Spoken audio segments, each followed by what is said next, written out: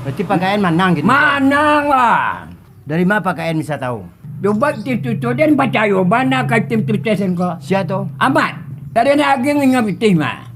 125. Pakai pitih kayaknya. Inyo pakai dukun lo ndak? Iya. Jangan mau dukun lah. Dukun ni tak ada nama malecet kaya semua. Dia tahu pakaian. Iya. Kalau lecet bagi pitih 125 juta. Iya, iya. Bajalih nyo mencalon lo. Iya. Calik lagi ni suara. 70%, pakaian 7%. Barang Bau tinggal nama. jauh lah tinggalnya. Ah. Mangkonyo ndak perlu ke dukun-dukun wak. Iya. Kamu apa pitih 125 Itu dah lah baru dah. Habis dah. Nah, ini kan bajaran mana. Ambo bantu agi ambo pitih 50 juta lah. Ambo carian suara apa? Anak pemagir mak baca lah nak sakit baluan ni dia lah kaca kan baca piti juga dah. Tu ada piti-piti je pemilu kan. Mereka mana nanti je lah.